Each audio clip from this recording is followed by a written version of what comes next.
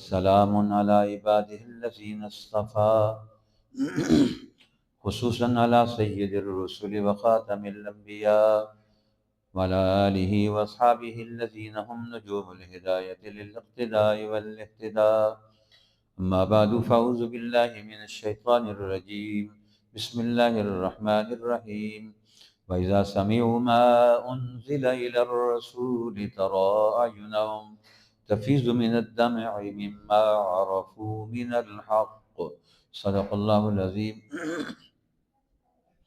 محترم حاضرین، آج 22 فروری 2026 کا یہ ماہ رمضان شریف کی رات اللہ نے ہمیں نصیب فرمائی ہے۔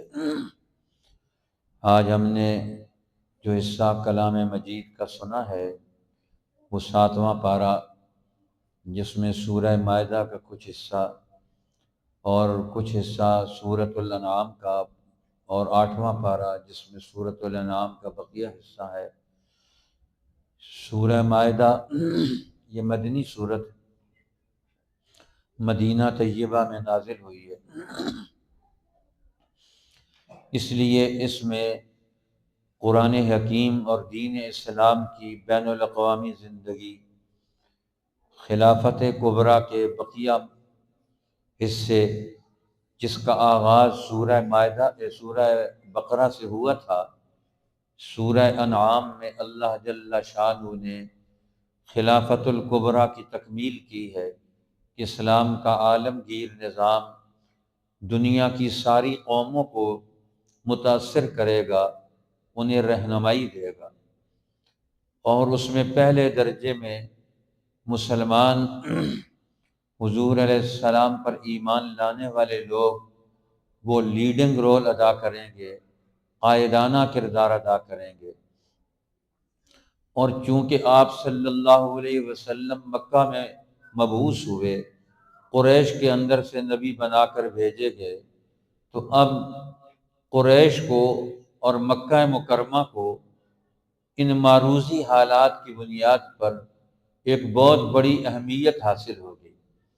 اس اعتبار سے اس معاشرے کو اب ہر غفلت سے پاک ہونا چاہیے۔ اس میں کوئی شراب، جوا، اسی طریقے سے بتوں کی پوجا اور ایسی خرافات جس سے قوموں کی ذہنی، عقلی اور عملی صلاحیتیں برباد ہوں، قرآن حکیم نے انہیں ناجائز قرار دے دیا۔ انما الخمر والمیسر والانصاب والازلام رجس من عمل الشیطان، فرمایا بے شک شراب، جوا، پاسا اور بت پرستی یہ انسانوں کو محدود اور گھٹیا مقاصد کی طرف لا کر ان کی زندگی کو تباہ کرتے ہیں۔ لہٰذا عرب معاشرے کو، مسلمان قوموں کو خاص طور پر ایسے گمراہ کرنے والے اعمال سے اپنے آپ کو پاک کرنا چاہیے۔ پھر ان کے عزائم بلند ہوں، جو وہ ارادے کریں ان ارادوں کو مضبوط بنائیں۔ قسم کی اہمیت اور قسم کا کفارہ بیان کیا کہ ایک آدمی جب قسم اٹھاتا ہے، ایک عزم کرتا ہے، تو اس عزم کو اسے ڈھیلا نہیں چھوڑنا چاہیے، اسے نتیجے تک پہنچانا چاہیے۔ اس لیے قسم کا کفارہ بیان کر کے کہ ایک انسان سوچ سمجھ کر فیصلے کرے، بے سوچے سمجھے فیصلے نہ کرے۔ جن کاموں کا اس کی زندگی کے مقاصد کے ساتھ کوئی تعلق نہ ہو، ان کاموں کو اپنی زندگی میں کیوں داخل کرے، اور جو ضروری ہیں ان کو زندگی سے کیوں نکالے۔ ایک آدمی قسم کھا لیتا ہے میں فلاں کام نہیں کروں گا، حالانکہ وہ کام اس کی زندگی کے لیے ضروری۔ اب قسم اٹھا کر وہ پشیمان ہے کہ میں کس کو کیا کروں۔ قرآن نے کہا کہ اب زندگی کو تو نہیں چھوڑا جا سکتا، اور تم نے غلط قدم اٹھایا ہے، لہٰذا کفارہ ادا کرو کہ 10 مسکینوں کو کھانا کھلاؤ، 10 مسکینوں کو کپڑے دو، یا غلام آزاد کرو، یا ان میں سے کسی کی طاقت نہیں رکھتے ہو تو پھر تم 3 روزے رکھو، تاکہ تمہاری نفسانی خواہشات، تمہارے جذباتی فیصلے یہ تمہارے اوپر اثر انداز نہ ہو، تمہاری عقل، اندر کی قوت بیدار ہو جائے، تو روزے سے عقلی قوتیں بیدار ہوتی ہیں، اور پھر انسان صحیح کام کرتا ہے، صحیح قانون بناتا ہے، عمل کے صحیح تقاضے ان کو پورا کرنے کی کوشش کرتا ہے، صحیح تقاضوں کے مطابق وہ عمل وجود میں لاتا ہے۔ اس لیے اللہ تعالیٰ نے کعبۃ اللہ کی اہمیت کو بیان فرمایا، وہاں آنے والے لوگوں کی اہمیت کو بیان فرمایا۔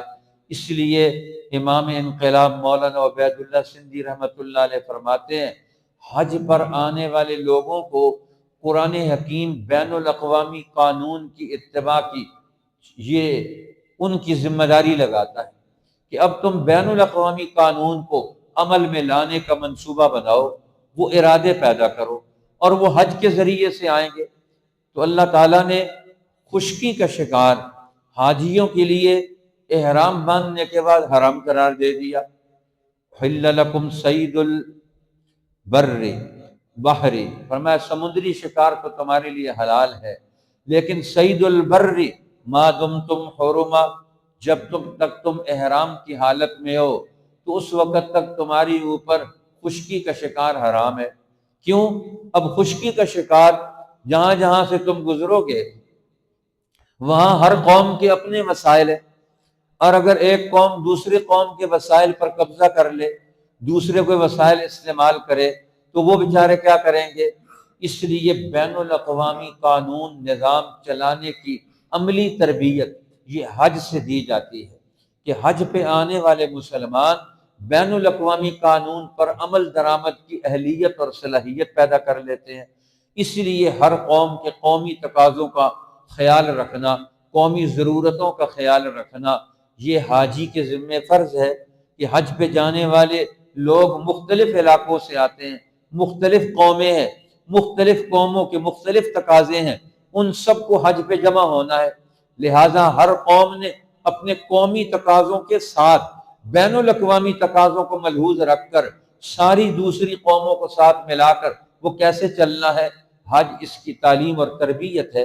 اس لیے قرآن حکیم نے اس سورت کریمہ میں اختتام میں آ کر سورہ بقرہ کی تعلیمات کو مکمل کر دیا، اور یہ ایک حصہ یہ قرآن حکیم کی السبع الطوال، قرآن کی پہلی 7 سورتیں، نبی اکرم صلی اللہ علیہ وسلم نے فرمایا یہ سبع الطوال 7 لمبی صورتیں ہیں، یہ قرآن کے بنیادی چیپٹر ہیں، 7 باب ہیں قرآن کے جن میں اللہ تعالیٰ نے قرآن حکیم کی بنیادی تعلیمات بیان کر دی ہیں۔ اس لیے اگلی سورۃ الانعام یہ بھی السبع الطوال میں سے 6ٹھی سورت ہے۔ اب اس سورت کریمہ میں اللہ جل شانہ نے پھر قرآن حکیم کی بنیادی تعلیمات کو بیان فرمایا کہ نبی اکرم صلی اللہ علیہ وسلم نے قریش کو اور عرب قوموں کو دین حق کے لیے تیار کرنا ہے، اور چونکہ عرب قوموں کا تعلق ایرانی قوموں کے ساتھ ہو گیا، وہ سابی قومیں ہیں، بتوں کی پوجا کرتے ہیں، مظاہر قدرت کی پوجا کرتے ہیں، تو اب اللہ کی توحید کا دین ابراہیم علیہ السلام لے کر آئے، اللہ کا گھر بنایا، بیت اللہ کو انہوں نے بنیادیں ڈالی۔ اب یہاں سے اللہ تعالیٰ کی تجلیات کا نیا دور، تجلیات الہیہ کی بنیاد پر انسان کو روحانی طور پر کیسے ترقی دی جائے گی، ان کو کیسے کمال بخشا جائے گا، ان کو کیسے طاقتور بنایا جائے گا، ان کو بت پرستی، انفرادیت، جمود کا دور، اس سے ان کو کیسے نکالا جائے گا۔ لہذا ابراہیم علیہ السلام نے تجلیات الہیہ اور تجلیات الہیہ کا نظام بیت اللہ الحرام کے ساتھ جو وابستہ تھا اس کو آ کر اوپن کر دیا، واضح کر دیا، اپنی تعلیمات سے، اپنی محنت سے، اپنی صحبت سے اور اپنی دعوت سے۔ تو ابراہیم علیہ السلام کی دعوت کعبۃ اللہ کی طرف ہے، توحید کی طرف ہے، اللہ کی تجلیات کی طرف ہے۔ اب عرب کی جتنی قومیں اس کے قرب و جوار میں بستی تھی، جب کسی قبیلے کے 2 آدمیوں کے درمیان یا قبیلوں کے درمیان آپس میں لڑائی جھگڑا ہوتا تو وہاں کے انصاف پسند لوگ وہ کہتے لڑائی جھگڑا مت کرو، لڑائی جھگڑا کرنے کے بجائے تم کعبۃ اللہ میں آ جاؤ، اور کعبۃ اللہ میں آ کر تم دعا مانگو کہ یا اللہ ہم میں سے جو سچا ہے، جو حق پر ہے، جو صحیح ہے، اس کو تو کامیاب کر دے۔ اور جو غلط ہے، جو ظالم ہے، جو دوسرے کا حق دبانا چاہتا ہے، تو اس کو تباہ کر دے۔ تو اب آ کر یہاں دعا مانگتے تو جو ان میں سے ظالم ہوتا اس پر عذاب آ جاتا، وہ ختم ہو جاتا۔ اس لیے کعبۃ اللہ کی اہمیت اور عظمت اس کے قرب و جوار کے لوگوں کے دلوں میں بیٹھ گئی۔ یہ حق گھر ہے، یہ سچا گھر ہے، یہ اللہ کی تجلیات کا مرکز ہے۔ یہاں جو آئے گا سچا اور حق ہو کر آئے گا تو وہ کامیاب ہوگا، اور اگر وہ غلط ہوگا تو وہ نقصان اٹھائے گا۔ اس لیے ابراہیم علیہ السلام نے تجلیات الہیہ کا بیت اللہ کی بنیاد پر جو نظام تھا اس کو اوپن کر کے ساری قوموں کو اس کے ساتھ جوڑ دیا۔ یہ بھی بین الاقوامیت کا مظہر ہے کہ پہلے قومیں اپنے اپنے علاقوں کے بت خدا بنا کے مظاہر قدرت کی بنیاد پر وہ اپنے ذاتی تشخصات کی نوعیت میں تھے۔ اب ان کا اگلا دور آ گیا، بین الاقوامی دور۔ لیکن بین الاقوامی دور کی طرف انہیں لے کر جائے گا کون؟ اس پر کھڑا ہوگا تو سب سے پہلے عرب قوم ہے، قریش ہے۔ اور قریش کا حال یہ ہے کہ وہ ذہنی طور پر ابراہیم علیہ السلام کے دین پر نہیں رہے، انہوں نے من گھڑت دین پیدا کر لیا، مصنوعی چیزیں اپنے دین میں داخل کر دی، بتوں کو داخل کر دیا۔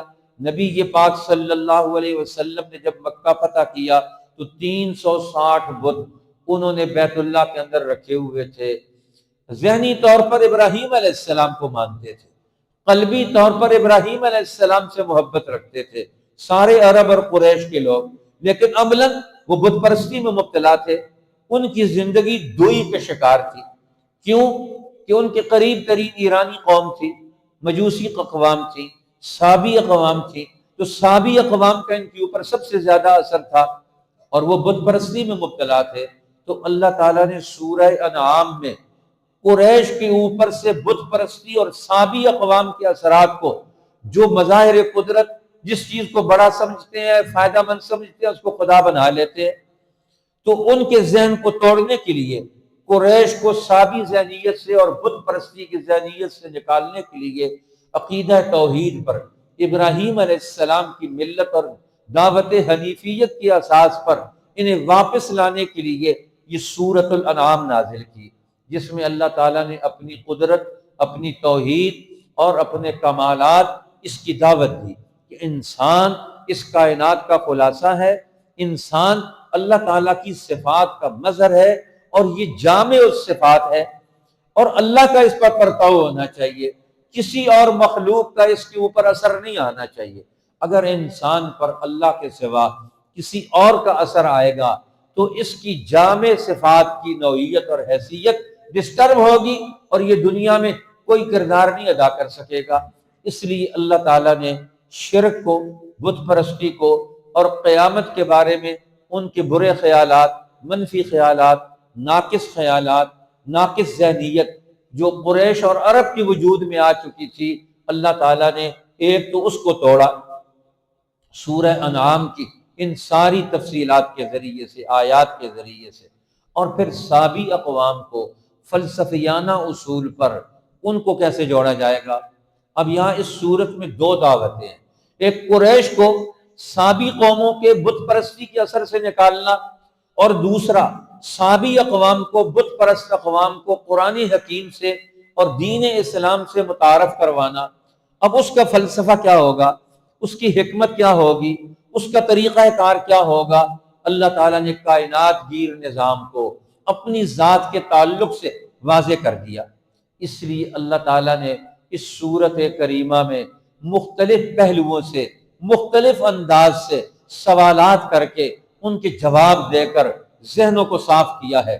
توحید کا عقیدہ، نظریہ توحید ان کے دلوں میں راسخ ہو جائے، اللہ کی عظمت، اس کی قدرت، اس کا کمال، اس کی قوت، انسان ان کو اپنے اوپر حاوی سمجھ لے، تاکہ اللہ کی حاکمیت کی بنیاد پر اس کو معبود سمجھ کر اس کی عبادت کر کے اپنے اندر کمال پیدا کرے اور اگلے درجے میں وہ دنیا میں طاقتور ہو جائے۔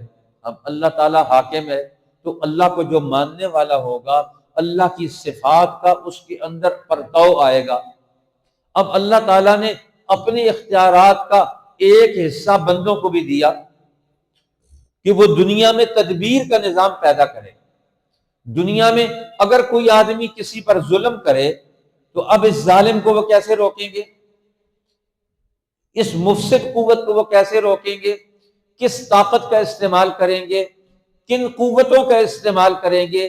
کس تدبیر کو لے کر آئیں گے؟ لہذا اب تمہارے اندر دنیا کے معاملات کو درست کرنے کے لیے توحید کی قوت کی بنیاد پر تدبیر آنی چاہیے، اپنی عقل کا استعمال آنا چاہیے کہ کون سا انسان طاقتور ہے تو اس کی طاقت غلط استعمال نہ ہو، جو انسان کمزور ہے اس کی کمزوری کو کیسے دور کیا جائے گا۔ اس لیے تدبیر الہی سے انسان اپنے اندر تدبیر کا کمال پیدا کرے، اور یہ ہر ممکن ہر آنے والی زندگی کے مرحلے میں، یہ اپنی زندگی کے ادوار میں ہر انسان کو مشکل سے نکالنے، پریشانیوں سے نجات دلانے کے لیے تدبیر کرے گا اور ان کی کمزوریوں کو دور کرے گا۔ کمزوریاں دور نہیں ہو سکتی تو ان کا ماحول بدلے گا، ماحول بدل کر ان کو دنیا میں پھر سے کھڑا کرے گا۔ اس طرح انسانی زندگی کو طاقتور بنانا، کمزوریاں دور کرنا، بیماریاں دور کرنا، ذہنی بیماریاں دور کرنا، جسمانی بیماریاں دور کرنا، یہ بہت ضروری ہے۔ تو ذہنی بیماریوں میں سب سے بڑی بیماری کون سی ہے؟ وہ شرک ہے، اللہ کے سوا کسی اور کو اپنا حاکم ماننا، کسی اور کو معبود ماننا، کسی اور کو مسجود سمجھنا، کسی اور کو اصلی طاقتور سمجھنا۔ کائنات میں اصلی طاقت تو اللہ کے پاس ہے، آپ ایک جھوٹی طاقت کو اللہ کے ساتھ کھڑا کر کے برابر کر دیتے ہیں، اس کا مطلب یہ ہے کہ آپ ذہنی بیمار ہو گئے، آپ نے دنیا کی چیزوں کا صحیح جائزہ ہی نہیں لیا۔ اسی طرح قرآن حکیم کہتا ہے کہ مادی طور پر، خلقی طور پر دنیا میں جو ظلم پیدا ہوتا ہے، یہ ظلم بھی ایک بیماری ہے، لہٰذا ذہنی بیماری شرک سے بھی نجات دلانا ہے، اور مادی، مالی، معاشرتی اور معاشی بیماری وہ ظلم ہے، انسانوں کے حقوق کا پامال کرنا، غلط وسائل کو استعمال کرنا اور وسائل کو لوٹ مار کر کے استعمال کرنا، یہ ظلم ہے۔ تو قرآن ظلم کا بھی انکار کرتا ہے، تو لہٰذا اس صورت میں انعام، چوپاؤں کے نظام کو بیان کیا، اور میں دیکھو یہ چوپائے یہ خاص قسم کی صلاحیتیں لے کر دنیا میں آتے ہیں۔ ہر جانور کی اپنی خصوصیت ہے، شیر کی اپنی خصوصیات ہے، بھیڑ بکری کی اپنی خصوصیات ہے۔ قرآن نے جانوروں کا پورا ایک ڈھانچہ بیان کر کے سورۃ الانعام میں ایک حیوانی نعمتیں کون سی ہیں کائنات میں، مادی نعمتیں کون سی ہیں، پتھروں کی نعمتیں کون سی ہیں، نباتات کی نعمتیں کون سی ہیں، خود انسانی شعور، انسانی افراد، یہ ایک مستقل صنف ہے۔ انسانوں کے اندر کتنی قسم کے لوگ ہیں؟ اب یہ لوگ مختلف قسم کی قوتوں کے حامل ہیں، لہذا ان سب کو جو اب ڈی ٹریک ہو چکے ہیں، یہ خرابیوں کا شکار ہے، ان کو واپس لایا جائے۔ تو قرآن حکیم نے اصول بیان کیا، اس لیے یہ سمجھایا کہ تم جانوروں کی زندگی کا مطالعہ کر کے، کائناتی نظام کا مطالعہ کر کے تمہیں گمراہیوں سے نکلنا چاہیے، اور وہ لوگ جو غلط مجلسیں لگاتے ہیں، انسانوں میں غلط باتیں پھیلاتے ہیں، تمہیں ان کی مجلسوں سے بچنا چاہیے، نیا ماحول صحبت کا، اجتماعیت کا وہ پیدا کرنا چاہیے۔ قرآن حکیم کی ان آیات نے یہ چیزیں ساری واضح کر دی ہیں، اس لیے اللہ تعالیٰ نے فرمایا دیکھو ظلم کو ختم کرنا یہ اللہ کی قدرت کا، ربوبیت کا تقاضا ہے۔ فَقُطِعَ دَابِرُ الْقَوْمِ الَّذِينَ ظَلَمُوا، ظالموں کی جڑ کاٹ دی گئی، وَالْحَمْدُ لِلَّهِ رَبِّ الْعَالَمِينَ، ظالموں کی جڑ کاٹنے پر اللہ کی حمد ہے، رب العالمین کی تعریف ہے، یہ بھی ایک بڑا کام ہے۔ اسی طرح اللہ تعالیٰ نے یہاں اپنی ذات کا تعارف کروایا، مکمل تعارف، مختلف پہلوؤں کے اعتبار سے، تاکہ انسان اس کائنات کا مالک بھی اللہ کو سمجھے، کائنات کی ساری مخلوقات کا مالک اور خالق بھی اللہ کو سمجھے، اور انسان اپنا مالک اور خالق اور معبود بھی اللہ تعالیٰ کو سمجھے۔ قُلْ هُوَ الْقَادِرُ عَلَىٰ أَن يَبْعَثَ عَلَيْكُمْ عَذَابًا مِّن فَوْقِكُمْ، اور فرمایا اللہ تعالیٰ قادر ہے، وہ چاہے تو تمہارے اوپر ان ساری چیزوں کو عذاب بنا دے۔ یہی پانی ہے، ایک وقت میں نعمت ہے، دوسرے وقت میں وہ عذاب ہے۔ جس طرح پاکستان میں بارشیں برستی ہیں، سیلاب آتا ہے تو پانی عذاب بن جاتا ہے۔ اگر ہمارے حکمران ہماری قوم کے مدبرین اس پانی کے استعمال کے لیے ڈیم بناتے، برتن بنا لیتے، اپنی زمین اور دھرتی کو تیار کر لیتے، تو مختلف حصوں میں پانی کو تقسیم کر کے پورے سال کے لیے محفوظ کر لیتے اور اس کو استعمال کرتے۔ کائنات کی یہ ساری قوتیں جب انسان غلط ٹریک پر جاتا ہے یہی اس کے لیے نقصان دہ بن جاتی ہیں، اور جب یہ صحیح عقل کا استعمال کرے، اللہ کی قدرتوں پر کامل یقین رکھ کر آگے بڑھے گا تو مصیبتوں سے نکل جائے گا۔ اب اللہ تعالیٰ نے بتایا، دیکھو ابراہیم علیہ السلام نے کس انداز سے سابی قوموں کو نچلے درجے سے اٹھا کر اوپر بلندیوں تک پہنچایا انہوں نے۔ اب وہ بتوں کی پوجا کرتے ہیں، ستاروں کی پوجا کرتے ہیں، چاند کی پوجا کرتے ہیں، سورج کی پوجا کرتے ہیں، لیکن ابراہیم علیہ السلام کی نگاہ اس سے اوپر خدا تک پہنچ گئی۔ وَكَذَلِكَ نُرِي إِبْرَاهِيمَ مَلَكُوتَ السَّمَاوَاتِ وَالْأَرْضِ، ابراہیم علیہ السلام کو اللہ فرماتے ہیں ہم نے اوپر والی بادشاہت کا نظام، کہ ساری کائنات کا نظام کس طرح اللہ تعالیٰ چلا رہا ہے، ہم نے ان کو یہ بتا دیا، یہ سمجھا دیا، یہ دکھا دیا۔ اب وہ آئے اپنی قوم کے اندر، وہ تو خدا کو جانتے ہی نہیں، مانتے ہی نہیں، وہ تو ستاروں کو مانتے ہیں، سورج کو مانتے ہیں، چاند کو مانتے ہیں، اور وہ چھوٹے چھوٹے خداؤں کو مان کر چھوٹے ہو گئے۔ اب بڑے خدا کو مان کر بڑے ہوں تو اب ان کو بڑا بنانا ہے، ان کے ذہن کو کھولنا ہے۔ فَلَمَّا جَنَّ عَلَيْهِ اللَّيْلُ رَأَىٰ كَوْكَبًا، ابراہیم علیہ السلام کی دعوت دینے کا انداز کیسا ہے؟ ذہنوں کو قریب کرنا، وہ مثالیں لے کر آنا جن مثالوں سے ان کے ذہنوں کو قریب کیا جائے۔ اب رات آئی تو قوم کے نوجوان ان کے پاس موجود ہیں اور وہ ان کو ترقی دلانا چاہتے ہیں، خود سوال کر رہے ہیں۔ فَلَمَّا جَنَّ عَلَيْهِ اللَّيْلُ رَأَىٰ كَوْكَبًا، ان کو بیٹھ کر دیکھا، اور میں یہ چاند، یہ ستارے نکل آئے، ستاروں کو دیکھا تو کہنے لگے قَالَ هَٰذَا رَبِّي، یہ ہمارے رب ہے، تم ان کو رب مانتے ہو، ہماری قوم ان کو رب مانتی ہے، ان کی تاثیر کی قائل ہے، ان کی عظمت کی قائل ہے۔ فَلَمَّا أَفَلَ قَالَ لَا أُحِبُّ الْآفِلِينَ، اب ستارے، سورج، چاند نکلا تو ستارے نظر نہیں آتے، سورج کی روشنی آئی تو ستارے چلے گئے۔ فرمایا جو ڈوب جائے، آنکھوں سے اوجھل ہو جائے، اپنی حیثیت دوسروں کے سامنے کھو دے، وہ خدا کیسا ہے؟ وہ تو خدا نہیں ہو سکتا۔ پھر دیکھا فَلَمَّا رَأَى الْقَمَرَ بَازِغًا، اب دوسرے دن سورج، چاند کو دیکھا، چاند جوبن پر ہے، 14ویں رات کا چاند ہے۔ اب چاند وہ ایسا ایسا گھٹتا گیا، آخری دن آئے تو فرمایا وہ چاند جو روشن تھا، فَلَمَّا رَأَى الْقَمَرَ بَازِغًا قَالَ هَٰذَا رَبِّي، یہ میرا رب ہے۔ فَلَمَّا أَفَلَ قَالَ لَئِن لَّمْ يَهْدِنِي رَبِّي لَأَكُونَنَّ مِنَ الْقَوْمِ الضَّالِّينَ، اب جب دیکھا کہ چاند وہ ڈوب گیا، اس کی روشنی مدھم ہو گئی، تو فرمایا جو ڈوبنے والا ہو، جس کے اوپر زوال آ جائے، جو اپنی روشنی اور حیثیت کو قائم نہ رکھ سکے، تو میں لا احب الافلین، ان کو تو میں پسند ہی نہیں کرتا۔ اب اگلا دن کے وقت میں ان کو دعوت دی، سورج نکلا ہوا ہے، فلما رأى الشمس بازغة، سورج جوبن پر ہے، روشنی بھی ہے، حرارت بھی ہے، قال رب هذا ربی هذا اکبر، یہ میرا رب ہے اور یہ سب سے بڑا ہے۔ ستاروں میں، سیاروں میں، سارے ستارے اور سیارے سورج کے ارد گرد گھوم رہے ہیں اور سورج ان کو اپنی روشنیاں دیتا ہے۔ اب سورج بھی رات کو ڈوب گیا تو فرمایا انی بریء مما تشرکون، یہ تمہارے خدا ہیں، یہ تو ڈوب جاتے ہیں، تم ان کو کیوں مانتے ہو؟ تو ابراہیم علیہ السلام تدریجاً ایک قوم کو جو پھنسی ہوئی ہے بت پرستی کے اندر، وہاں سے ان کو نکالتے ہیں۔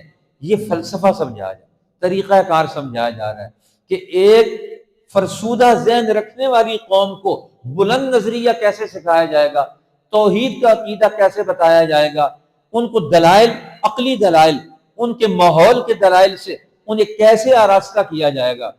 اس لیے حضرت شاہ عبد القادر رائے پوری رحمۃ اللہ علیہ نے اپنی ایک مجلس میں ابراہیم علیہ السلام کی اسی واقعے کو بنیاد بنا کر، ایک آدمی صوفیاء کی مجلس میں جاتا ہے، اہل اللہ کے پاس جاتا ہے، وہ اپنے پچھلے ماحول کے ساتھ وہاں جاتا ہے اور پچھلا ماحول اس کا ایسا اس کے ذہن سے نکلتا ہے اس کا نیا ذہن ذکر والا، توحید کا، اجتماعیت کا وہ ذہن وجود میں آتا ہے، انسان درجہ بدرجہ ترقی کرتے ہوئے پہنچتا ہے۔ پہلے وہ ستاروں کو مانتا ہے، پھر چاند پر پہنچتا ہے، پھر سورج پر پہنچتا ہے، اور پھر اس کے بعد ان سب کا انکار کر کے وہ ایک اللہ کی وحدانیت کا قائل ہوتا ہے۔ تو جو انسان کے سامنے دلائل آتے ہیں، اس کے سامنے نئے سوالات کھڑے ہوتے ہیں، تو انسان کا ذہن یہ سب سے بڑی قوت ہے، اور یہ قوت اس وقت بنے گا جب اس میں اللہ کی توحید کا سب سے اونچا عقیدہ وہ آئے گا اور یہ بلند ہو جائے گا، اور اس بلندی کی بنیاد پر یہ کرے گا کیا؟ یہ تدبیر کرے گا، دنیا کا نظام درست بنائے گا، اور پھر اس میں ہر چیز کو سورج چاند کی تاثیرات سے یہ دنیا میں نیا نظام ہے۔ مولانا مناظر حسن گیلانی انہوں نے بہت خوبصورت تجزیہ کیا ہے۔ یہ لوگ جو سورج چاند کو ان چیزوں کو خدا بناتے ہیں، خدا بنانے کا انکار قرآن کیوں کراتا ہے؟ وہ اس لیے کہ اللہ تعالیٰ نے ان چیزوں کو تمہاری خدمت کے لیے پیدا کی ہے، تمہارے نفع کے لیے پیدا کی ہے، تمہارے استعمال کے لیے پیدا کیا ہے، اور تم نے ان کو خدا بنا کر اپنی زندگی سے نکال دیا۔ اس لیے قرآن انکار کرواتا ہے کہ تم بت پرستی اور شرک میں مبتلا ہو کر کیا کرتے ہو؟ یہ ساری کائنات انسان کی خدمت کے لیے ہے، اور انسان نے اس کو خدا بنا کر اپنی خدمت سے نکال دیا۔ تو اب خدمت کیسے لے گا؟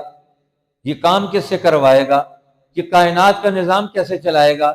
یہ دنیا میں اسباب اور وسائل جو قدرت نے ہماری ترقی اور نفع کے لیے بنائے ہیں، ان کو ہم کاٹ کر علیحدہ پھینک دیں ذہنی طور پر، اس کا نام ہے شرک۔ کہ ایک چیز ہمارے فائدے کی ہم استعمال نہ کریں، خدا بنا کر اس کو رکھ دیں، ہم اس کو ہاتھ نہیں لگائیں گے۔ تو یہ بت پرستی میں کیا تھی؟ ذہنی جمود، اور وہ ذہنی جمود کے نتیجے میں اپنے موجود اسباب اور وسائل ہوتے ہوئے بھی وہ کیا تھے؟ غریب، کمزور، نکمے، بے روزگار، مصیبتوں میں مبتلا۔ تو عقیدہ توحید نے آ کر ان کا ذہن کھول دیا اور واضح کر دیا۔ خالق الاصباح وجعل اللیل سکنا والشمس والقمر حسبانا، یہ سارا کائناتی نظام، یہ چیزیں بنا کر، پھل پیدا کر کے، سورج کی گرمی اور حرارت سے، اسی طرح چاند کی میٹھی روشنی سے، اسی طرح ستاروں کی تاثیرات سے کائنات میں یہ چیزیں بنتی ہیں، پیدا ہوتی ہیں، پھلتی پھولتی ہیں، اور پھر انسان ان کو استعمال کرتے ہیں۔ اس لیے اللہ تعالیٰ نے فرمایا ہاں، عقیدہ توحید کی بنیاد پر کسی سے لڑائی اور نفرت نہیں پیدا کرنی۔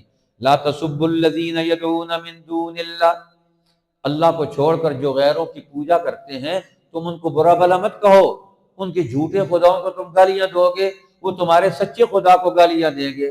اس لیے اسلام عقیدہ توحید کی بنیاد پر مذہبی لڑائی نہیں پیدا کرتا، جنگ نہیں پیدا کرتا، نفرت نہیں پیدا کرتا، دعوت کا اسلوب سکھاتا ہے کہ یہ مشرک ہیں، یہ بیمار ہیں ذہنی طور پر، یہ کمزور ہیں، لہٰذا ان کی کمزوری، ان کی بیماری ختم کرنی ہے، نہ کہ ان کے مقابلے میں کھڑے ہو کر ان کو اور زیادہ پکا کر دینا ہے۔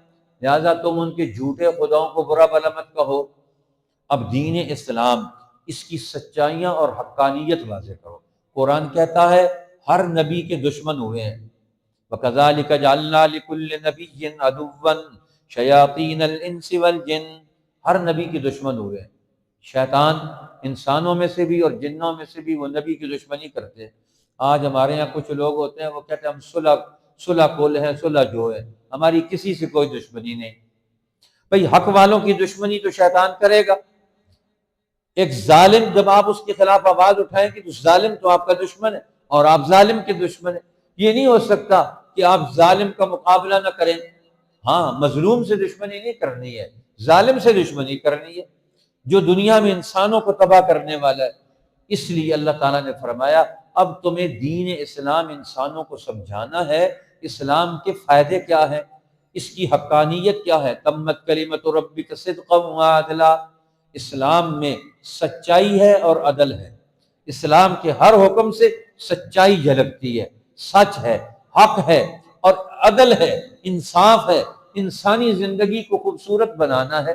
اس لیے قرآن حکیم نے ان سب چیزوں کے بارے میں ہمیں واضح تعلیمات دی۔ افمن شرح اللہ صدرہ للاسلام، جس کا سینہ اسلام کے لیے کھل گیا، فہو علی نور من ربہ، وہ اپنے رب کی طرف سے نور پر ہے، اس کو روشنی اور ہدایت مل گئی، اس لیے جن اور انسان ان کے لیے قرآن ہدایت اور نور بن کر آیا ہے، روشنی بن کر آیا ہے۔ اس لیے اللہ تعالیٰ نے اس صورت کریمہ میں جتنے بھی کائنات گیر وسائل ہیں ان کو انسان اپنی زندگی میں استعمال کر کے کیسے فائدہ اٹھائے گا، کیسے ترقی کرے گا، اور پھر روحانی ترقی کیسے کرے گا۔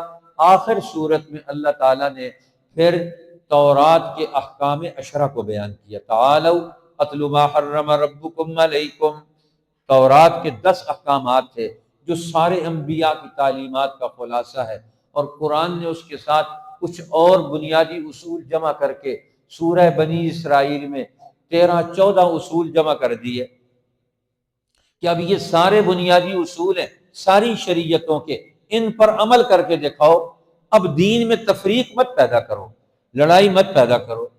وہ کہتے ہیں کہ انسان جب زوال آتا ہے تو وہ ایسی چیزیں وہی ہوتی ہیں، ان چیزوں کے استعمال کا طریقہ کار بدل کر اپنے ذہن کو کمزور کر لیتے ہیں، جس طرح قوموں میں بدعات اور رسوم و رواج پیدا ہو جاتے ہیں برے۔ جس طرح پچھلے دور میں ایک رسم چل نکلی، حضرت فاطمہ کے نام کی سانک نکالتے تھے، صدقہ کرتے تھے، نام ان کا استعمال کرتے تھے، اور کہتے تھے اس کو کچھ لوگ کھا سکتے ہیں، سارے نہیں کھا سکتے۔ حضرت شاہ عبد القادر محدث دہلوی رحمۃ اللہ علیہ نے شاہ اسماعیل شہید کو فرمایا، بھتیجے تم اس بارے میں اتنی سختی کیوں کرتے ہو؟ یہ بی بی کی سانک نکالتے ہیں تو اس میں تمہیں حرج کیا ہے، تمہیں کیا نقصان ہے؟ تو یہ بی بی کے نام کی نکالتے ہیں کیونکہ حضرت فاطمہ رضی اللہ تعالی عنہا، وہ بھی رمضان کے اول حصے میں ان کی تاریخ پیدائش ہے، یہ سیدۃ النساء اہل الجنہ ہے، ان کے نام سے لوگ بہت سارے اپنے غلط کام وہ معاشرے میں پھیلاتے ہیں اور نام بی بی صاحبہ کا لیتے ہیں، سیدہ فاطمہ الزہرا کا لیتے ہیں، ان کو ڈھال بنا کر اپنے غلط کاموں کے دلائل مہیا کرتے ہیں۔ تو انہوں نے فرمایا بھائی اس میں کیا حرج کی بات ہے؟ تو حضرت شاہ اسماعیل شہید رحمۃ اللہ علیہ نے قرآن کی آیت پڑھ کر بتائی، قالوا هذه انعام وحرث حجر لا الا من نشاء لا نطعمها الا من نشاء بزعمهم۔ لوگ مکہ کے مشرک، عرب کے مشرک کہتے تھے هذه انعام وحرث حجر، یہ چوپائے ہیں، یہ کھیتی ہے، ہم نے اس کو ایک بت کے نام پر محدود کر دیا ہے، لہٰذا اب جس کو ہم چاہیں گے ہم اسے کھلائیں گے، دوسرے کو اس میں سے نہیں کھانے دیں گے۔ بھئی نعمتیں تو سب کے لیے ہیں، ایک طبقے کے لیے آپ کہیں کہ یہ نعمت ہے وہ کھائے، اور دوسرے کو کہیں کہ وہ نعمت ہے نہ کھائے، تو کیوں نہ کھائے؟ تم کون ہوتے ہو اللہ کی ایک نعمت کو حرام کرنے والے، دوسری نعمت کو، اسی نعمت کو دوسروں کے لیے حلال کرنے والے؟ اس طرف والے لوگ نہیں کھائیں گے، اس طرف والے لوگ کھائیں گے، ہمیں یہ تو شرک تھا۔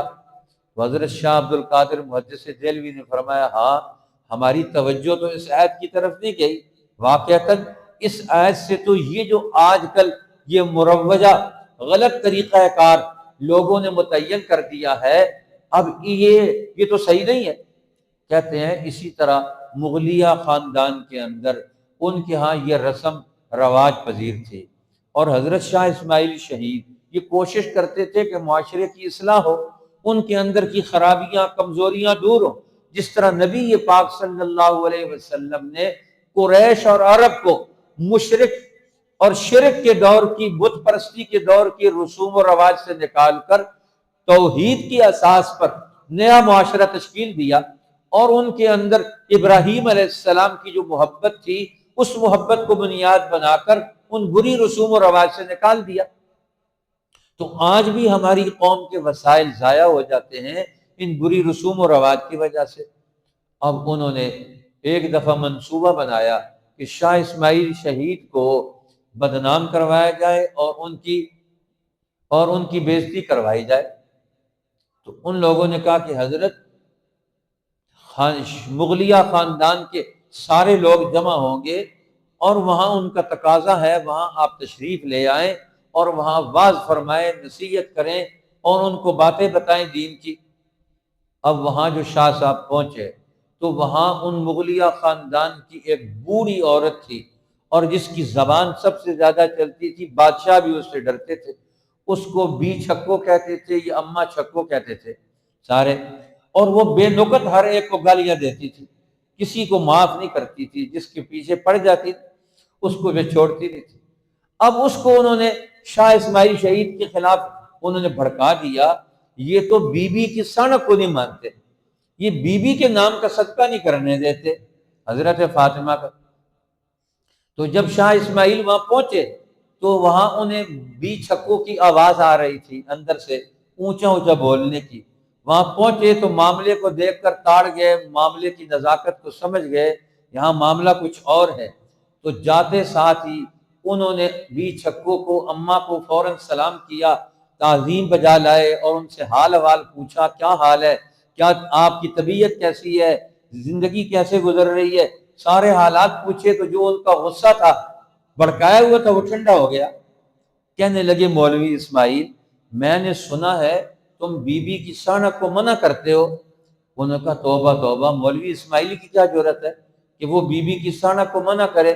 بی بی کے نام پر یہ غلط رسم چلائی ہوئی ہے، کچھ لوگوں کو کھلاتے ہیں، کچھ لوگوں کو محروم کر دیتے ہیں، ہم کون ہوتے ہیں روکنے والے؟